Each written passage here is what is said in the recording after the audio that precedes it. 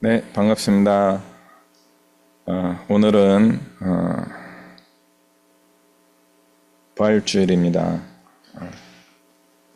한 주간 잘 지내신 줄 믿습니다. 이제 우리 함께 사도신경으로 신앙 고백 들으심으로 주일 예배를 우리 하나님께 올려드리겠습니다. 나는 전능하신 아버지 하나님, 천지의 창조주를 믿습니다. 나는 그의 유일하신 아들 우리 주 예수 그리스도를 믿습니다. 그는 성령으로 잉태되어 동정녀 마리아에게서 나시고 본디오 빌라도에게 고난을 받아 십자가에 못 박혀 죽으시고 장사된 지 사흘 만에 죽은 자 가운데서 다시 살아나셨으며 하늘에 오르시어 전능하신 아버지 하나님 우편에 앉아 계시다가 거기로부터 살아있는 자와 죽은 자를 심판하러 오십니다. 나는 성령을 믿으며 거룩한 공교회와 성도의 교제와 죄를 용서받는 것과 몸의 부활과 영생을 믿습니다. 아멘. 우리 함께 찬송가 161장 찬양하겠습니다.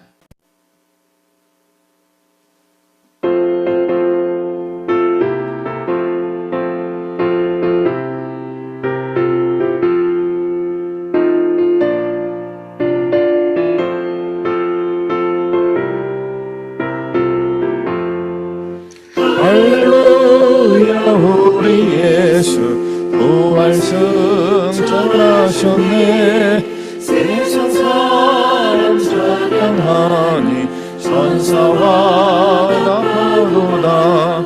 구주 예수 부활하사 사망 권세 이겼네. 구주 예수 부활하사 사망 권세 이겼네. 할렐루야 우리 예수 왕의 왕이 되시고 우리들의 중보 되심 성령 증거하시네. 구주 예수 부활하사 전 열매 되셨네. 구주 예수 부활하사 전 열매 되셨네.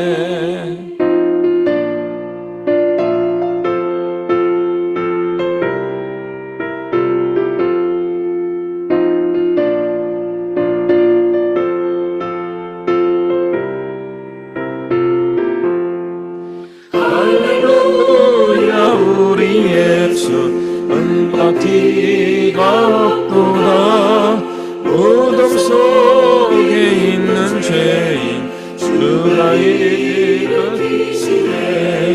구주 예수 부활하사 영광 주로 오시네. 구주 예수 부활하사 영광 주로 오시네.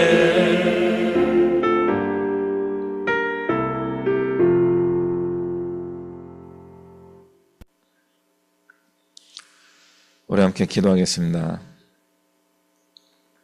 사랑과 은혜가 충만하신 하나님 아버지, 오늘은 주님께서 죽으셨다가 부활하심으로 인하여 우리에게 약속하신 구원의 영생의 소망을 확정하신 그런 날로 드리는 주일입니다. 주님, 부활하신 예수님을 우리의 인생에 늘 만나고 동행하며 하나님께 늘 감사하며 주의 말씀에 늘 귀를 기울이며 살아가는 우리 모든 믿음의 성도들 되게 하여 주시옵소서. 우리가 죽은 자를 믿는 것이 아니라 살아나신 예수 그리스도를 믿는 신앙을 가지고 있습니다.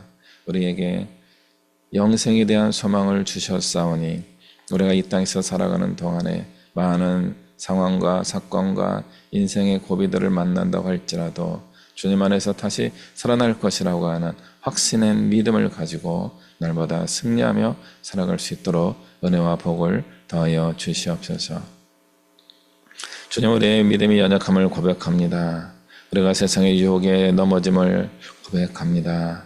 우리는 연약하여서 늘 하나님의 길을 가고자 하는 마음이 있지만 중간중간 넘어지며 좌절하며 또 힘들어서 손발의 힘을 잃어버리는 그런 때가 자주 닥쳐옴을 고백합니다.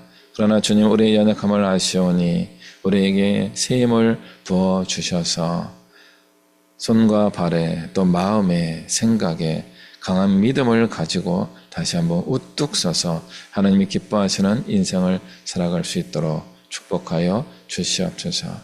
특별히 나이가 들어갈수록 몸의 연약함으로 인하여 힘들어하고 고민하시는 우리 부모님 세대를 기억하여 주시고 건강의 복을 더하여 주시고 질병으로부터 치유되는 회복의 은혜를 더하여 주시오며 노년의 인생에 이제는 더 할 것이 없다 하는 것이 아니라 하나님 주시는 지혜를 가지고 많은 사람들을 격려하며 생명을 살리는 또 하나님이 기뻐하시는 그 사명을 다시 한번 잘 감당할 수 있도록 그러면서도 우리의 노년의 인생에 주님 주시는 평화와 감사가 넘쳐날 수 있도록 우리 부모님들을 축복하여 주시옵소서. 우리의 자녀들이 남은 인생이 멀리 있지만 그 모든 인생을 살아갈 때에 세상의 유혹을 이길 수 있는 거룩한 마음, 깨끗한 마음을 가진 청년들과 젊은 세대로 살아갈 수 있도록 도와주시옵소서. 말씀의 은혜를 더해 주시고 주의 말씀대로 살아가는 그것이 우리의 인생의 성공이고 승리이고 축복의 삶을 됨을 분명히 깨닫고 주님과 동행하며 살아가는 우리의 자녀들 되게 하여 주시옵소서. 우리의 가정을 지켜주시오며 우리가 섬기고 있는 직장과 학교와 모든 우리의 사역들을 축복하여 주시옵소서. 우리에게 영육간의 강건함을 더해 주셔서 주님 오시는 날까지 날마다 세임 가운데 모든 일을 주님 안에서 주의 능력을 힘입어서 잘 이루어가는 우리 모든 믿음의 세대들 되게 하여 주시옵소서. 주님, 대한민국 사회가 새로운 대통령을 뽑는 일로 인하여서 분주합니다.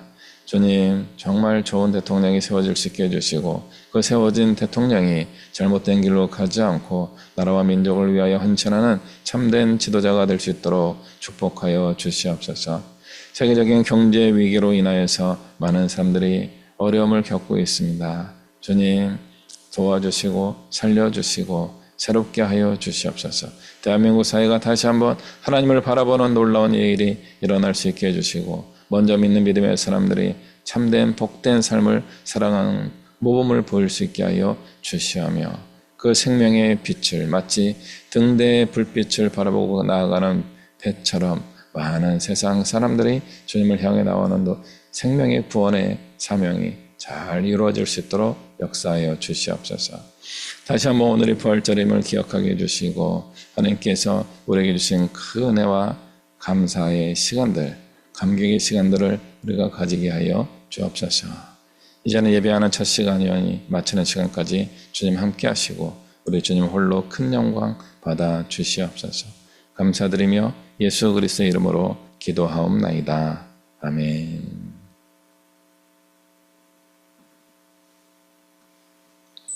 네, 우리 함께 말씀 보겠습니다. 요한복음 11장 23절부터 26절까지의 말씀입니다.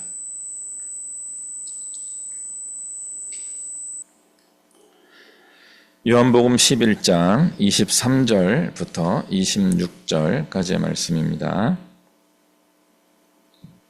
같이 한번 읽겠습니다. 시작. 예수께서 이르시되 내 오라비가 다시 살아나리라. 마르다가 이르되 마지막 날 부활 때에는 다시 살아날 줄을 내가 아나이다.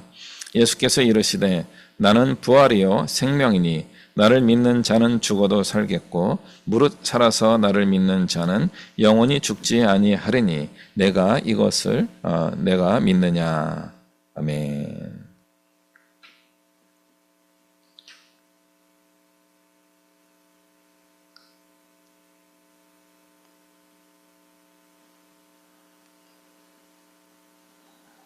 할렐루야, 해피 이스터.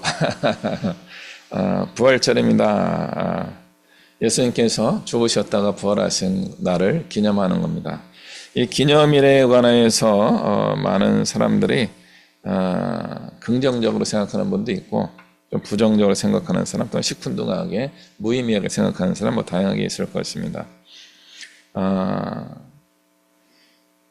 저는 이제 옛날에는 이제 굉장히 중요한 절기였었는데 이제 최근에 저희 상황을 아시는 분은 아시겠지만 매일매일이 좀 그런 마음이 있어요. 그래서 이런 기독교 절기들이 그렇게 막 재미있거나 즐겁거나 기대가 되거나 소망이 되거나 하지 않는 그런 마음이 좀 들었습니다.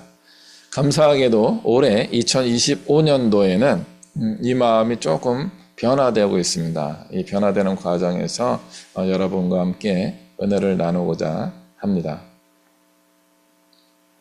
인류의 역사는 어떻게 시작됐을까요? 그래서 성경을 근거로 해서 보면은 지구의 역사는 한 6,000년 정도로 계산이 됩니다. 6,000년이라고 하는 시간이 정말 6,000년이냐 아니면은 그보다 훨씬 긴 시간이냐 이런 이제 과학적 논쟁이 있기는 합니다. 저는 이렇게 고백합니다.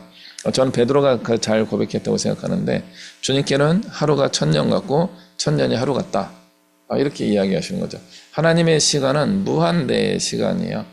그래서 시작과 끝, 알파와 오메가고요.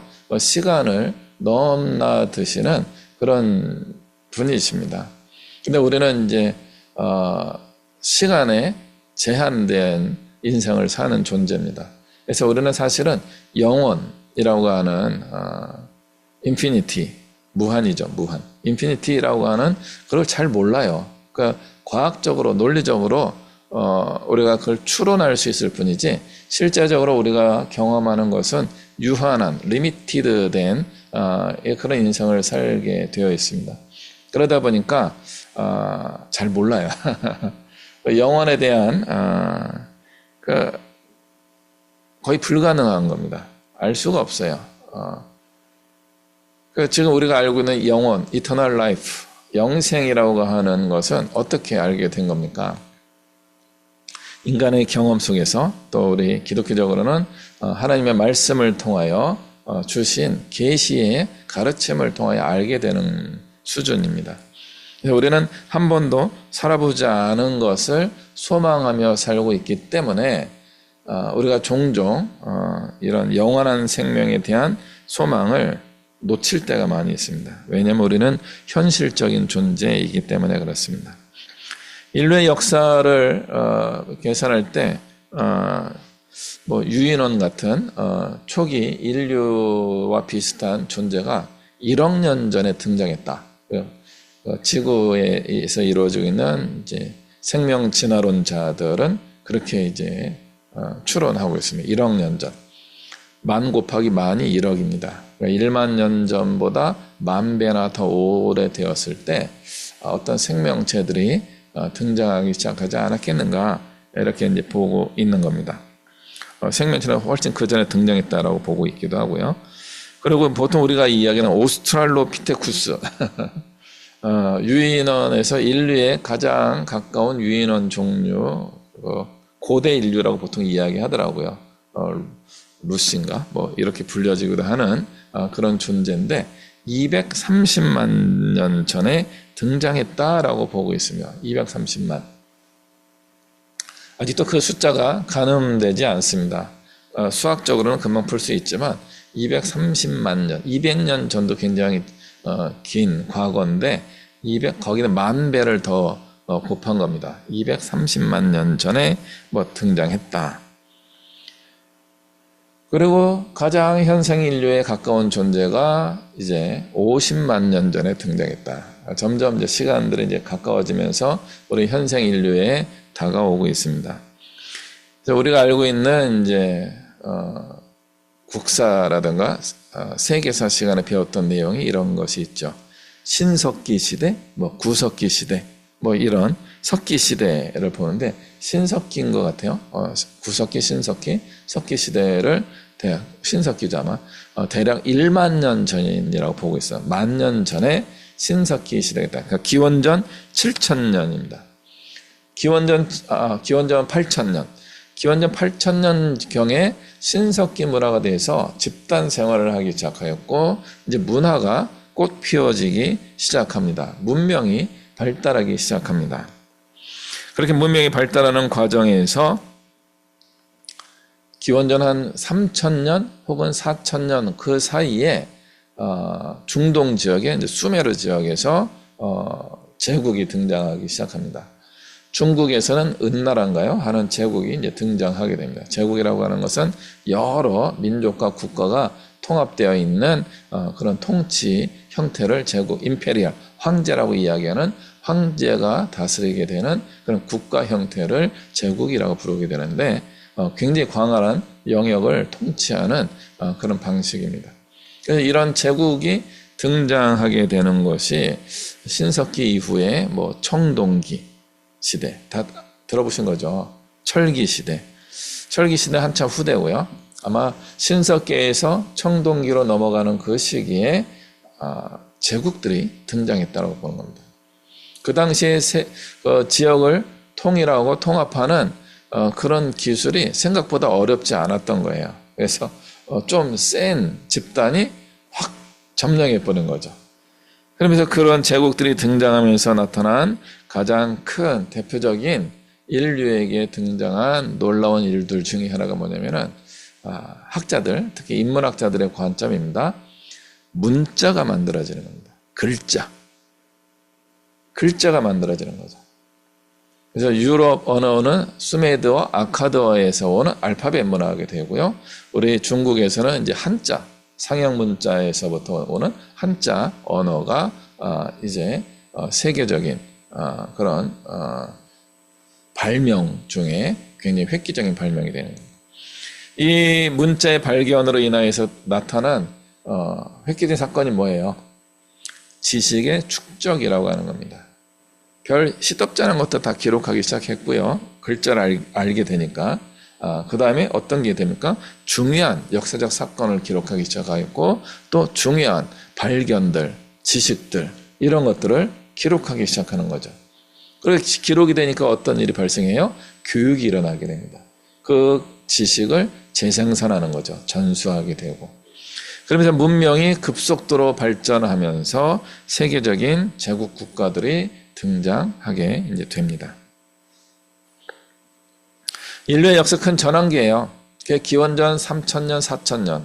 아까 이제 50억 년부터 1억 년 전, 230만 년 전, 50만 년 전, 1만 년 전.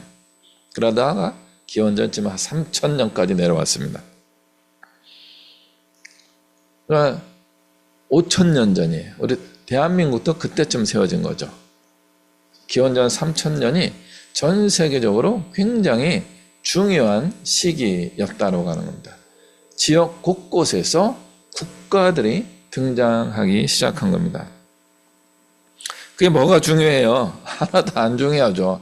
그런데 그런 국가 단위가 형성되면서 대한민국이라고 하는 이 지역에 우리가 살 수 있게 된 겁니다. 대한민국이라고 하는 국가 단위에서 우리가 이렇게 살고 있는 거죠. 반만년의 역사, 4300년 정도 되죠. 우리는 그런 역사 속에서 지금으로부터 2000년 전에 오신 예수님이 무슨 의미가 있습니까? 이런 길고 긴 장구한 인류의 역사에서 우리 지금 현대 우리의 삶이 100살 정도 되고 있기는 하지만 이 100세 시대를 살아가고 있는 우리에게조차도 1000년만 넘어가도 1000년 이제 100년만 넘어가도 나하고는 상관이 없는 인생이에요. 나의 인생과 상관이 없는 거죠. 그런데 2000년 전에 오셨던 어떤 인물, 청년 예수가 과연 우리와 무슨 상관이 있습니까?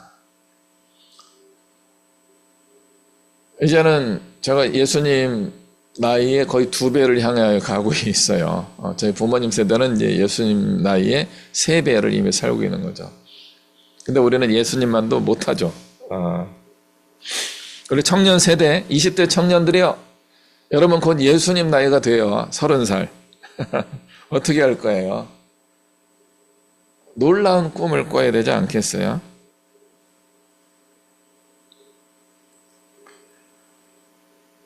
오늘 우리 부활절은 2000년 전쯤에 십자가에 달려 죽으셨던 그 젊은 청년의 죽음과 그리고 부활하심에 관한 것을 기억하고 기념하는 날인 겁니다. 이걸 너무 종교적으로 이렇게 뭉뚱그렸어요. 오늘 말하다가 이런 이야기합니다. 마지막 날 부활 때에 다시 살아날 줄을 내가 아나이다. 이 아나이다가 뭐냐면 종교적 신념으로 바뀌어가고 있는 모습으로 설명할 수 있는 겁니다. 그냥 아는 거예요. 부활절이에요. 죽으면 천국이지 뭐 가겠지. 천국 가겠지. 그때 가면 되겠지. 이런 마음으로 우리가 신앙생활 할 가능성이 굉장히 높아진 시대를 살아가고 있습니다. 과연 여러분은 부활의 소망을 가지고 있나요?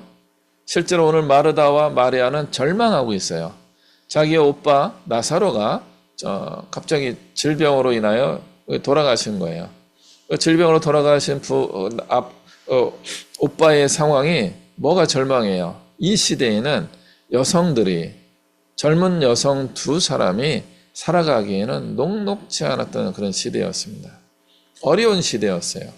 그런 시대에 집에 어떤 든든한 버팀목 같은 그 남자 한 명, 달랑 한 명, 오빠가 돌아가신 거예요.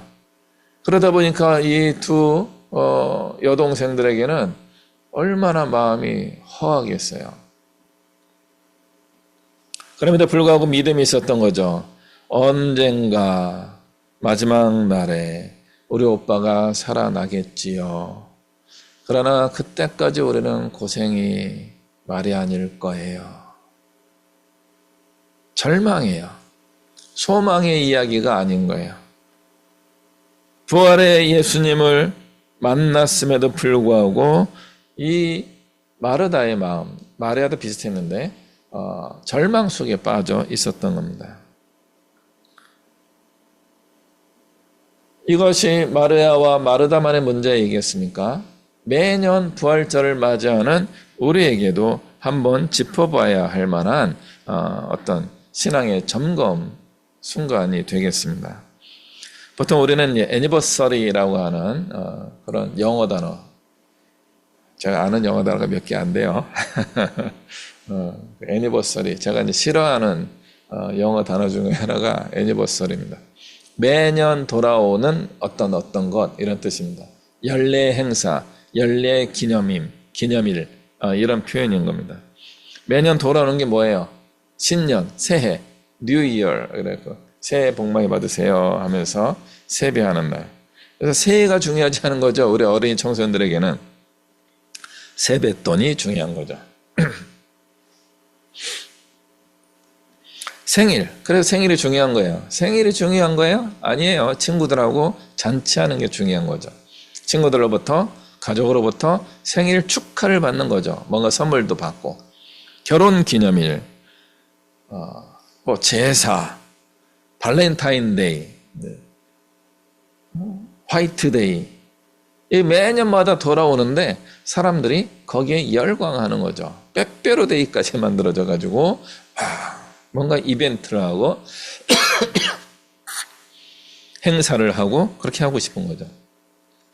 그 날이 중요한 건가요? 아니면 그 날에 뭔가 하려고 하는 게 중요한 거죠. 그래서 우리 교회에도 부활절, 오순절, 성탄절, 올해는 잘 기억하지는 않지만 추수감사절, 장막절 이런 것들이 있는데 이런 매년 돌아오는 절기들이 여러분에게는 어떤 의미가 있습니까? 누군가에게는 이런 절기들이 굉장히 새롭고 신선하고 기대가 되는 날이라고 할 수 있지만 어떤 분들, 저예요. 식상하고 지루하고 뻔한 그런 날인 거죠. 잊어버렸어요, 사실은. 사순절이 시작된다는 것을 알고 있었지만 저는 사순절 지키는 걸 그렇게 권하지는 않습니다. 금욕주의를 지켜야 되는 거죠. 그래서 서양과 남미에서 기독교 세계관을 가지고 있는 거기에서는 이 금욕의 시간을 가져야 되니까 어떻게 하는 거예요? 폭식을 해요, 폭식. 그걸 뭐라고 불러요? 카니발이라고 부릅니다. 잔치를 어마어마하게 벌리는 거예요. 고기를 막 열심히 먹고 배부르게 먹고 막 이런 우리가 볼 때 타락하는 거 아니야? 라고 하는 그런 경계선까지 근처까지 다녀오는 것이 카니발이에요. 왜요? 기독교적 문화를 가지고 있어서 이 사순절 동안 금욕을 해야 되니까. 이게 우리 기독교에만 있는 것이 아니고 이슬람에서도 이런 라마단이라고 하는 그런 기간을 거칠 때 이분들도 비슷한 일을 한대요. 폭식도 하고 막 그런데요. 그러니까 우리는 그런 편법을 찾아내는 거죠. 그러니까 종교적으로는 금욕의 시간, 금식의 시간, 그런 시간을 가져야 되긴 하겠지만 그게 너무 고통스러우니까 그 보상을 미리 땡겨서 써보자 하는 것이 이런 축제의 그런 현상이 되기도 합니다.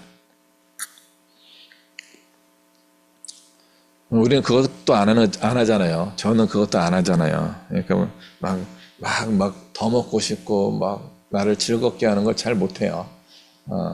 그냥 소소하게 뭔가를 하는 편이지 막 탐식, 탐닉 이런 걸 좀 잘 못해요. 하기는 하는데 잘 못하죠. 그러니까 누군가에게는 식상한 절기가 되었어요. 부활절이. 굉장히 우리 기독교 신앙의 중요한 날임에도 불구하고 저 같은 경우도 목사님이면서 말씀을 전하고 기독교 정신을 전파해야 되는 사명을 가진 사람임에도 불구하고 저부터도 이 문제에 대해서 자유롭지 않은 거죠. 식상해 가고 있는 것으로부터 자유롭지 않은 거예요. 그러니까 오늘 부활절 됐으니까 부활절 설교를 할 수밖에 없잖아요. 이걸 너무 감동적으로 해야 되는데 내 안에 감동이 안 생기는데 어떻게 감동적으로 부활절 설교를 하겠어요? 내가 죽을 것 같은데. 그래서 4월 달에 절기들 한번 쭉 찾아봤어요. 4월 달에 있는 기념일들이 무엇이 있나. 4월 1일 만우절이 있어요. 에이프릴 풀스 데이. 바보 같은 날. 바보 만드는 날. 또 어떤 날이 있었을까요? 4월 3일. 우리나라에는 이승만 정권 때인 거죠. 제주도에서의 그 공산주의자를 축출한다는 명목으로 사람들을 핍박하고 살해했던 공권력의 이야기. 또 거기에 우리 기독교 세력이 함께했던 이야기들이 담긴 날이 4월 3일입니다. 4월 5일 식목일. 요즘은 나무를 잘 안 심어요.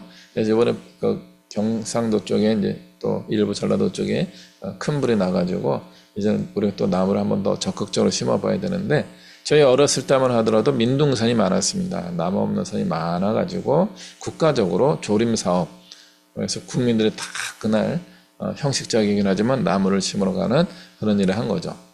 요즘은 안 하죠.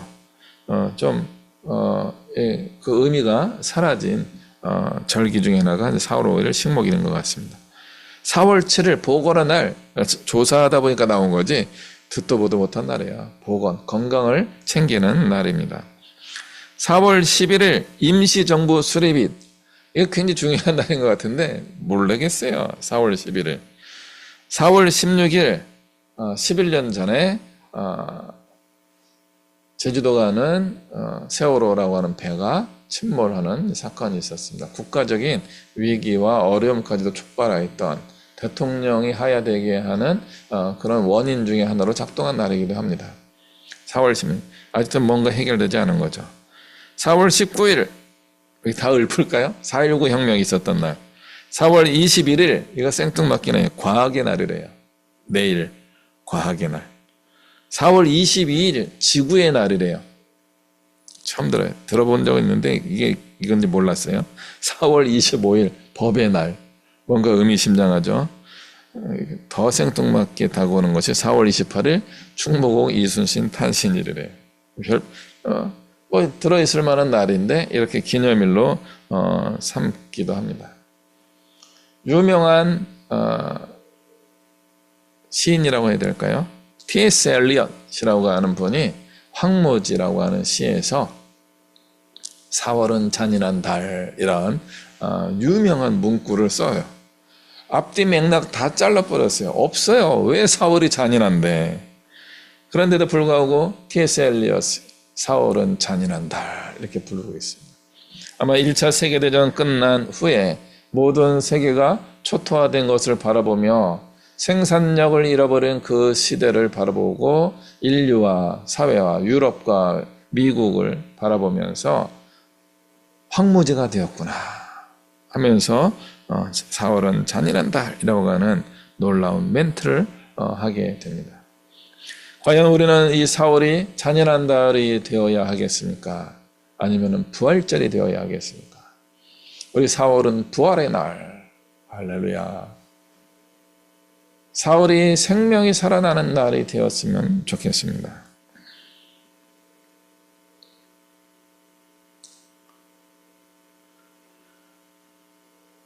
저는 이제 종종 여기 말씀을 전할 때와 또 학교에서 가끔 대학생들을 강의하게 될 때 역사 이야기를 종종 합니다.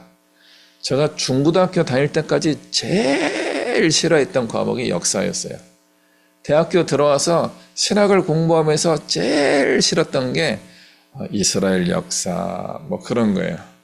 연대를 왜 몇 년도 어떤 일이 있었고 누가 뭘 했고 어떤 나라가 쳐들어왔고 뭐 그 연도를 기록해야 되는 거죠. 그래서 이걸 왜 힘들었나 했더니 입시용으로 공부해서 그랬더라고요. 정말 역사 자체를 공부했어야 되는데 입시용이야. 저희 때는 학력고사 시대였는데 학력고사 국사와 세계사에서 점수를 받기 위하여 자주 나오는 문제가 있어. 요거 외워. 요거 몇 년도 뭐든. 임진왜란 뭐 콜럼버스가 뭐 그 다음에 세계 1차 세계대전 2차 세계대전 몇 년도 일어났는지 뭐 이런 연도를 외워야 되는 거예요.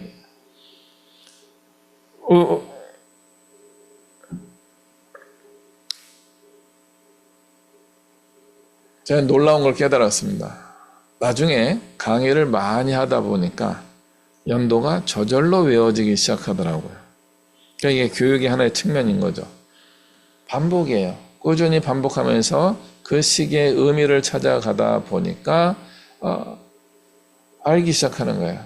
그리고 모르더라도 대략 그때쯤 이런 느낌이 오는 거죠. 그리고 요즘은요 인터넷에 다 나와요. 조금만 관심을 가지면은 조사하게 되면요 훌륭한 분들이 인터넷 여기저기에다가 그런 글들을 많이 올려놓았어요. 이제 그거 찾는 게 어렵다면은 그냥 AI에게 물어보면 요즘은 답을 해주는 그런 시대입니다. 그러므로 우리가 외우면 좋겠지만 외우지 않고도 역사를 깊이 알아갈 수 있는 그런 시대가 되었습니다. 그 역사를 알아야 되는 거죠. 인류의 역사 자꾸 찾아가야 되는 거예요. 그리고 우리 인간의 미미한 존재라는 것을 발견해야 되는 거고요. 또 한 가지는 그러면서도 우리는 위대한 존재라는 것을 발견하는 거죠. 위대함만 강조하게 되면요 우리는 과대망상하는 인생을 살게 되는 겁니다. 미미함만 강조하게 되면요 우리는 우울증에 빠질 수밖에 없는 거죠. 우리는 미미함과 위대함 사이 어딘가에 존재하는 그런 사람들입니다. 그래서 우리가 위대함으로 나아갈 수 있게 하는 방식은 뭐예요? 내 안에서 그것이 작동하면 제일 좋지만 외부에서 올 때 더 잘 될 수 있지 않을까 이런 생각을 해보게 됩니다. 자, 인류의 역사 45억 년 지구의 역사부터 1억 년 전, 230만 전, 1만 년 전, 기원전 3000년, 그리고 2000년 전 예수 그리스도. 그러면서 2025년 현재 나의 삶과 연결하는 그런 시도를 해보는 겁니다. 과연 우리 시대에 우리는 어떠한 목표를 가지고 살아가고 있습니까? 나와 세상을 어떻게 바라보고 있습니까? 우리 기독교에 어떤 의미의 실수들이 많이 있는데 유대교의 큰 절기가 6월절, 77절, 그 다음에 수장절 이 세 개의 절기가 커요.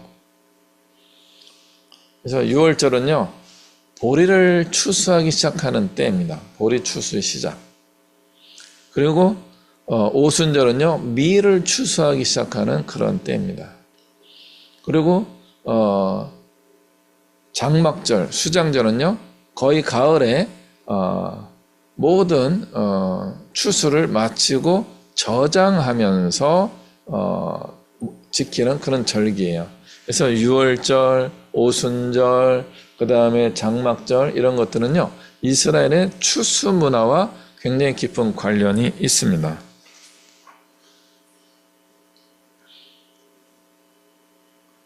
그런데 우리나라는요, 이 77절을 맥추절로 번역을 했어요. 맥추, 보리 추수. 그 밀맥자, 보리맥자가 같이 있기 때문에 맥추절이 틀린 말은 아닌데 우리의 경험상 맥은 뭐예요? 보리맥자죠.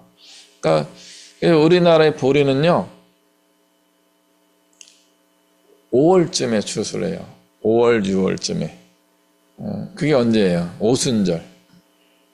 성경에는 모세가 처음 이 절기를 잡을 때는요 밀을 추수하는 때였는데 우리나라는 중동 지역과 날씨가 좀 다르잖아요. 그래서 우리는 조금 더 추운 계절이었기 때문에 이때가 보리를 추수하는 그런 계절이었죠. 우리는 밀을 별로 안 키웠죠. 우리 밀이 있기. 밀은 주로 가을에 추수를 했었던 거죠.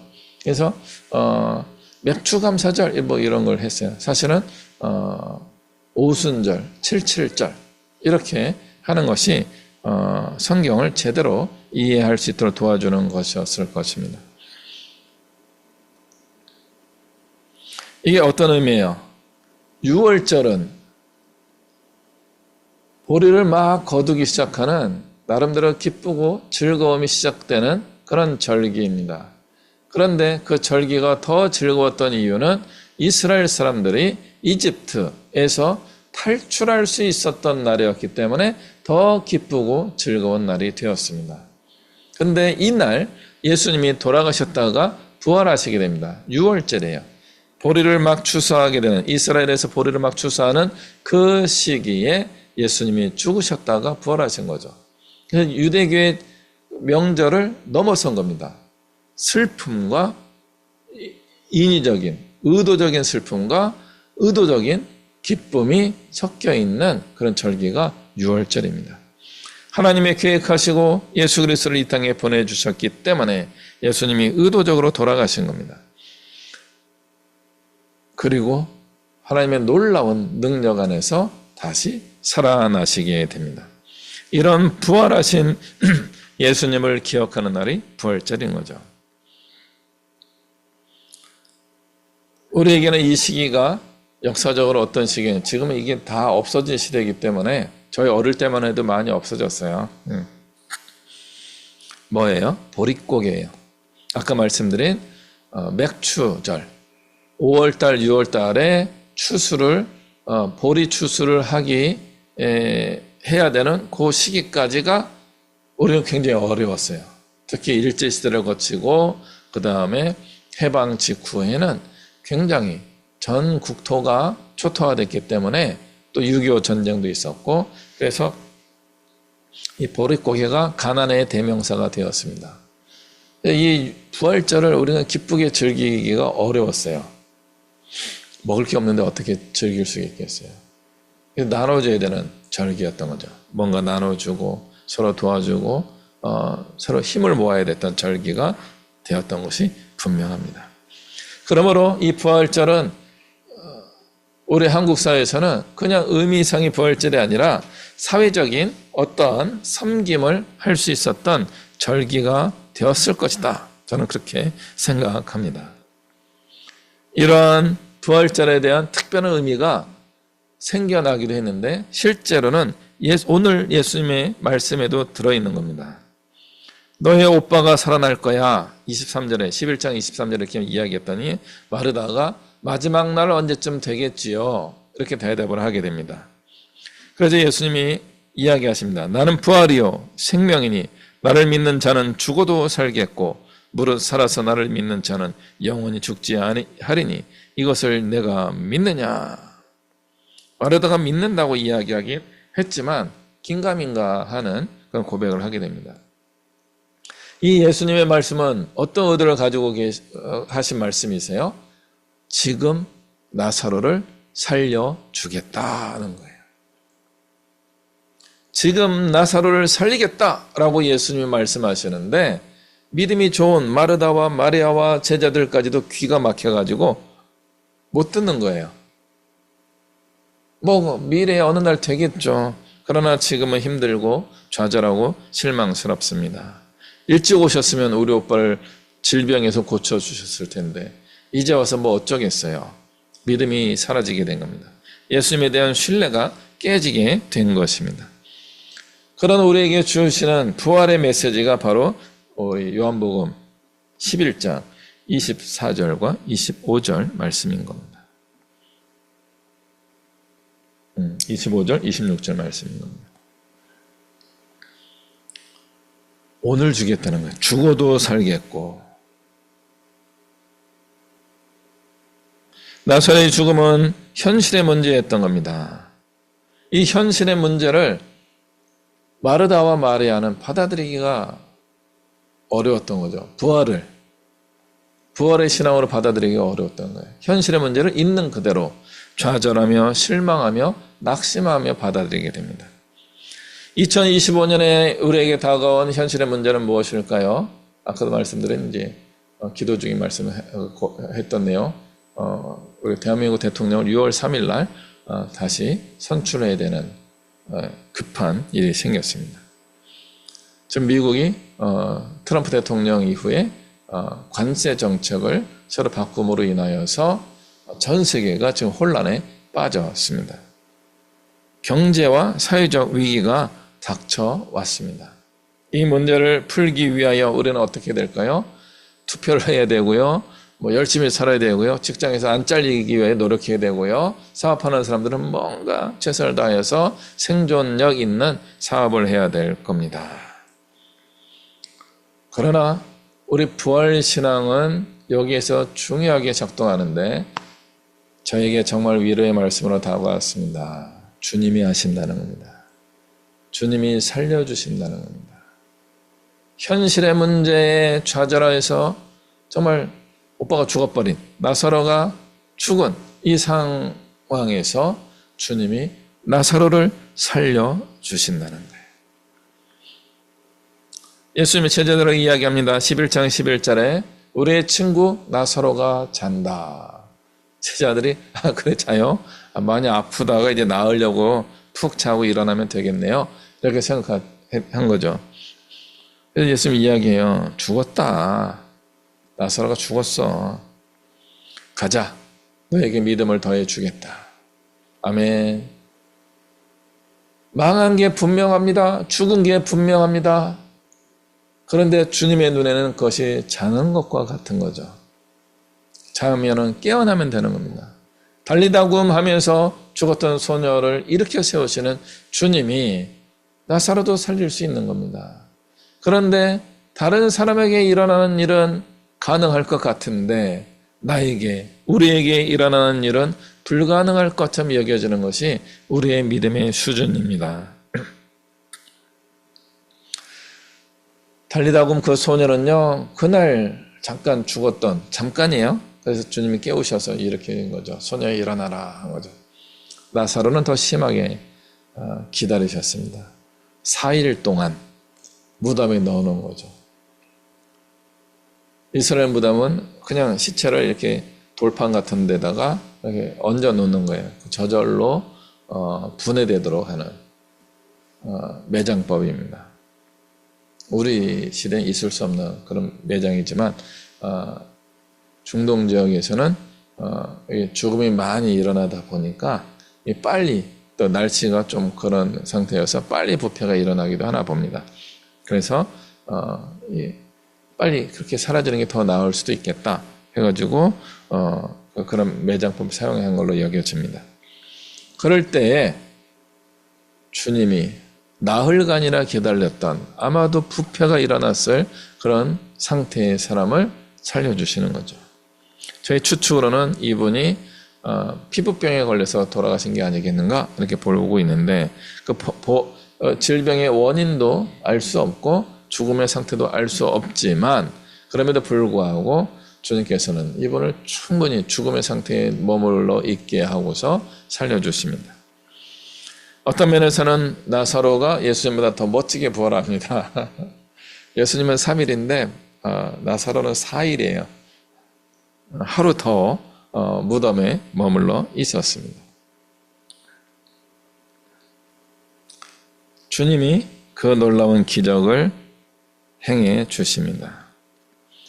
가정에 닥친 불행, 마르다가 마지막 날 언젠가 부활하겠지요 라고 하는 막연한 신앙 고백을 하고 있는 미래적 희망이지만 현실에서는 좌절하고 있는 그런 모습 속에 있음에도 불구하고 예수님은 그 마르다와 마리아에게, 그 가족들에게 은혜와 복을 베풀어 주십니다. 생명을 살려주셨습니다. 나사로를 살려주셨습니다.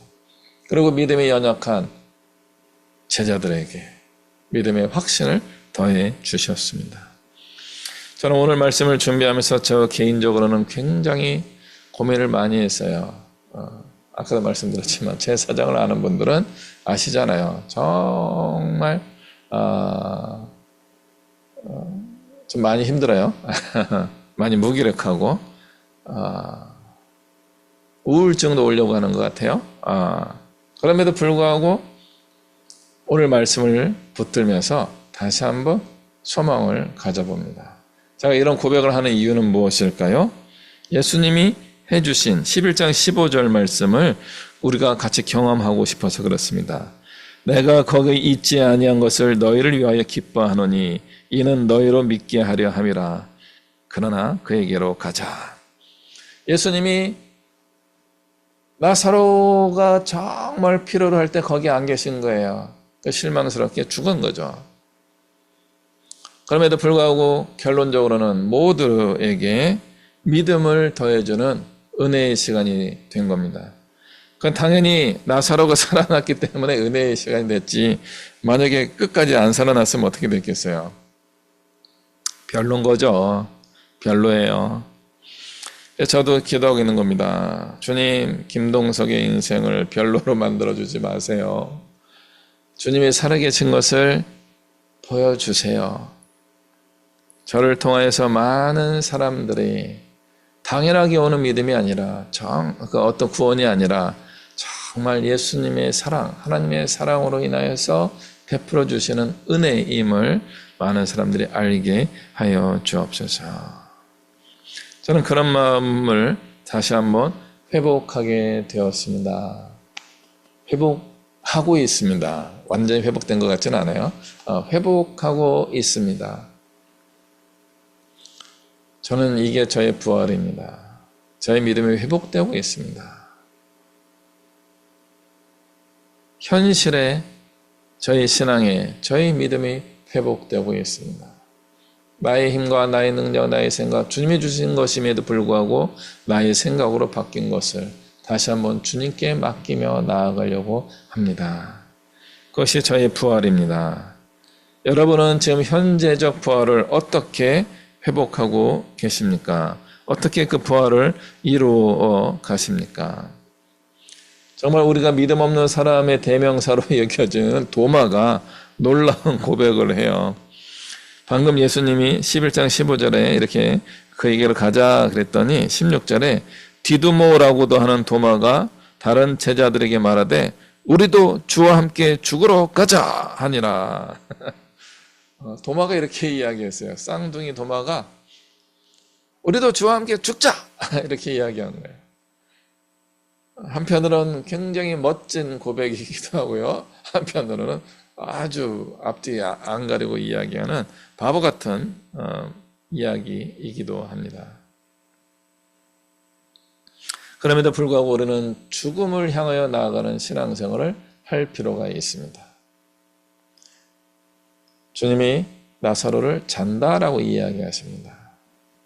잠이 어떤 면에서 우리를 매일매일 죽음을 경험하는 겁니다. 내가 자다가 오늘 눈을 떠서 살아있는 게 놀라운 기적 아니에요? 지금 내가 어제 자다가 지금 일어나서 돌아다니는 게 꿈인지 생시인지 어떻게 알아요? 생시죠. 꼬집으면 아프니까. 실감 나잖아요. 그래서 우리는 지금 꿈과 구분이 되고 있기는 합니다. 그럼에도 불구하고 우리는 자는 동안에 어떻게 다시 일어날 수 있을까요? 오늘 자고 내일은 또 일어날 수 있을까요? 우리에게 과연 내일이 올까요?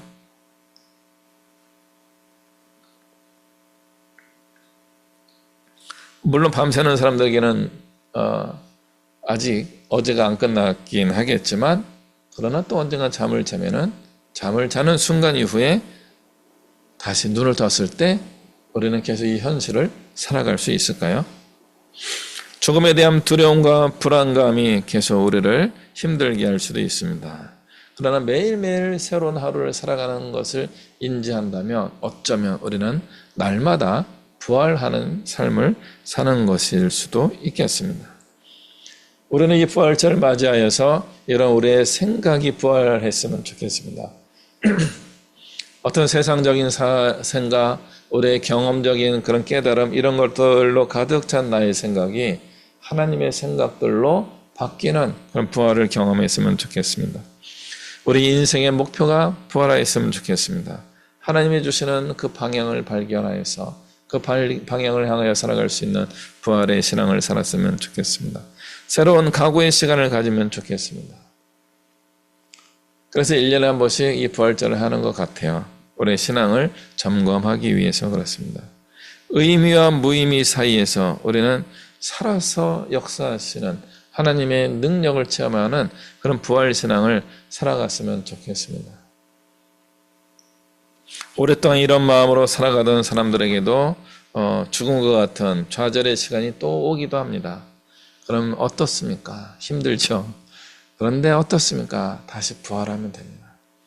그래서 우리는 막연하게 멀리 있는 그 어느 날의 마지막 날의 부활도 우리는 소망하며 살아야 되지만 주님, 이 현실의 이 상황에서 지금 죽음과 같은 이 상황에서 우리를 구원하여 주시옵소서. 이것도 부활 신앙이 될 수 있습니다. 이게 기복적 신앙이 될 것이냐, 부활 신앙이 될 것이냐, 이것은 예수님의 주도권이 얼마나 크게 작동하느냐에 달려 있습니다.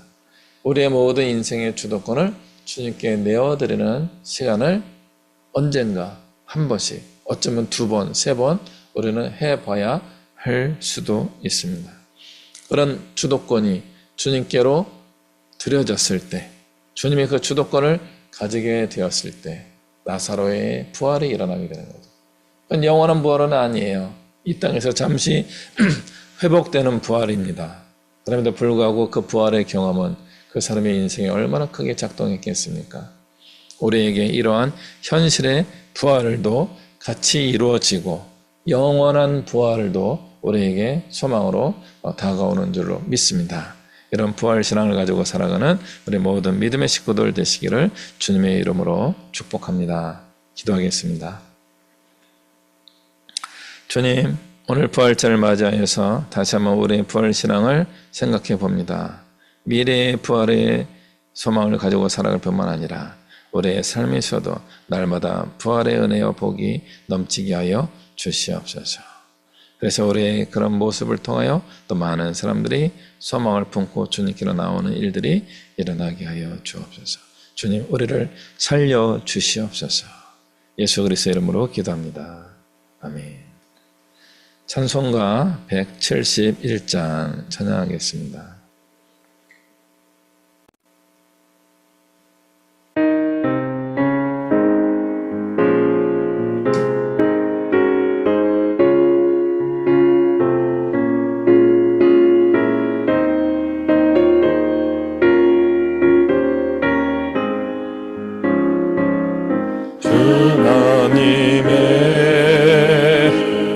독생자 예수 날 위하여 오시었네. 내 모든 죄 사하시려고 십자가 지셨으나 다시 사셨네.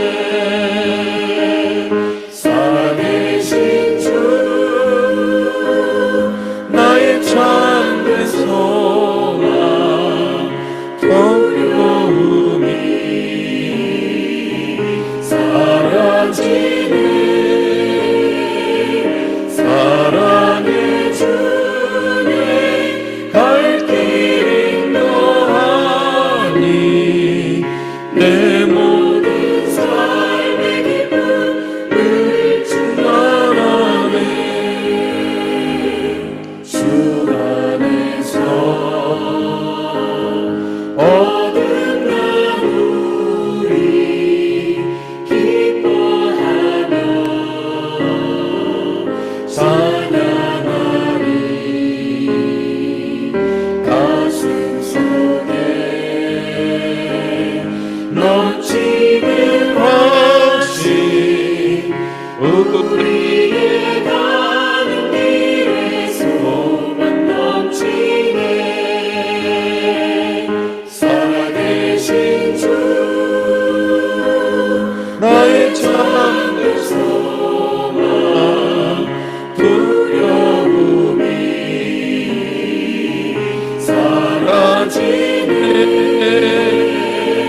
사랑의 주님 발길 인도하니 내 모든 삶의 기쁨을 충만하네.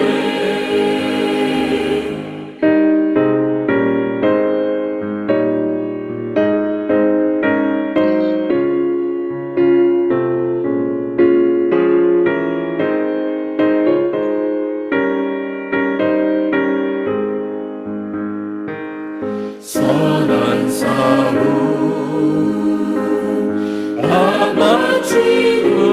아마추구에 우리 주님 배우리라. 사망 권세 아물리치고 주님이 다스리니 영광 넘치네. 살아계신 주 나의 참된 소망 두려움이 사라지네. 사랑의 주님 발길 인도하니 내 모든 삶의 기쁨을 충만하네.